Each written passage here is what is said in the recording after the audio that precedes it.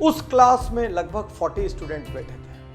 अचानक एक स्टूडेंट खड़ा हुआ और उसने बहुत घबराते हुए प्रोफेसर से कहा, सर मेरे पिताजी ने मेरे इस बर्थडे पर मुझे बहुत कीमती घड़ी गिफ्ट में दी थी, सर वो घड़ी अभी किसी ने चुरा ली। तो प्रोफेसर ने अचरज से कहा, अभी कैसे चुरा लेगा?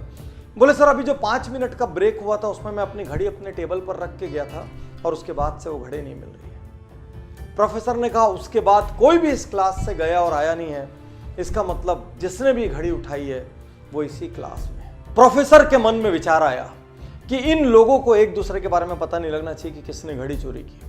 और प्रोफेसर ने कहा, सब लोग अपनी अपनी आंख में काली पट्टी बांध लो। और सब ने काली पट्टियां बांध ली, लाइन से खड़े हो गए। प्रोफेसर ने एक एक करके सबको यूं हाथ लगाना शुरू किया और उस लड़के की जेब में घड़ी मिल गई। प्रोफेसर ने चुपचाप घड़ी निकाली, घड़ी निकाल के जो मालिक था मुस्कुराते हुए उसके हाथ में दे दी और क्लास नॉर्मल चलने लगी, किसी को नहीं पता चला। अगले 2-3 दिन तक वो लड़का घबराता रहा, हड़बड़ाता रहा, भयभीत रहा। उसको डर था मेरी बात आज खुल जाएगी, मेरा राज आज खुल जाएगा, लेकिन किसी को पता नहीं चला। धीरे धीरे वो सब कॉलेज से निकल गए। बहुत साल बाद अब वो लड़का जिसने चोरी की थी वो अब एक बड़ा इंडस्ट्रियलिस्ट हो चुका था। कॉलेज का रीयूनियन का फंक्शन था, वो उस फंक्शन में आता है, वो अब एक सेलिब्रिटी सा है। वो उस फंक्शन में आया और उसने अपने प्रोफेसर के पास जाके उसके पैर छुए और प्रोफेसर से कहा, सर मैं आज आपसे एक बात कहना चाहता हूँ। प्रोफेसर ने कहा, बोलो। उसने कहा, सर मेरे जीवन पे आपका बहुत बड़ा कर्ज है, यदि आज मैं जिंदा हूँ तो आपके कारण हूँ।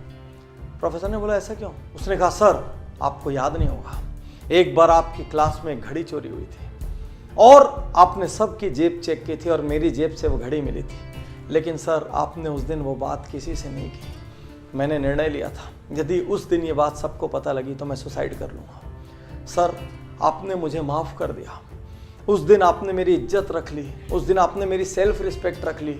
मुझसे गलती हो गई थी सर, लेकिन फिर भी आपने मेरा अपमान नहीं किया। आज मैं जहाँ भी हूँ सर उस लेसन की वजह से, मैं यदि जिंदा हूँ सर तो आपकी वजह से। और प्रोफेसर कहता है, अच्छा वो तुम थे क्या?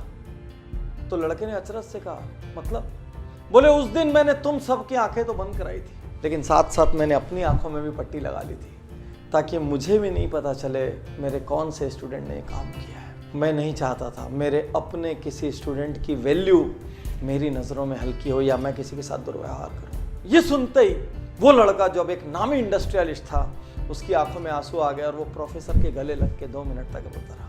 यही तो अद्भुत महानता है, किसी की गलती पता चलते हुए भी माफ कर देना, किसी को इग्नोर कर देना, उसको उसकी सेल्फ रिस्पेक्ट बचाने का मौका दे देना, पता होते हुए भी कि ये कल्प्रिट है, उस वक्त जाने देना ताकि उसको सुधरने का अवसर मिल सके, अपना चेहरा ऊंचा करके चलने का अवसर मिल सके। आज के इस युग में जहां हर व्यक्ति किसी न किसी की गलती ढूंढ रहा है, परिवार में माँ बाप की गलती, भाई की गलती, जीवन साथी की गलती, ऑफिस में बॉस की गलती, कलीग्स की गलती, कुछ और नहीं हुआ तो देश की गलती, समाज की गलती, राजनीति की गलती, सरकार की गलती, सबकी गलती ढूंढ रहे हैं।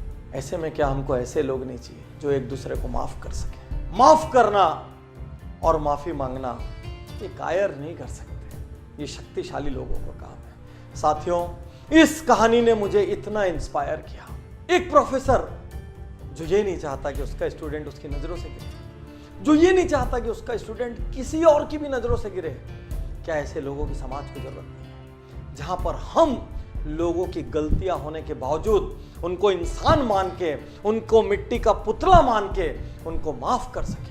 हमारे भाई से गलती हुई, हमारे पार्टनर से गलती हुई, हमारे जीवन साथी से गलती हुई, हमारे किसी और फैमिली मेंबर से गलती हुई, रिलेटिव से गलती हुई, कलीग से गलती हुई, मोहल्ले में, कॉलोनी में, स्ट्रीट में रहने वाले किसी से गलती हुई, समाज के किसी अंग से गलती हुई, 1-2 बार माफ कर दो, जाने दो ना उनको उनकी सेल्फ रिस्पेक्ट के साथ। गलतियां ढूंढना महानता नहीं है, गलतियों को इग्नोर करना और सामने वाले को अपना सम्मान बचाने का मौका देना महानता है।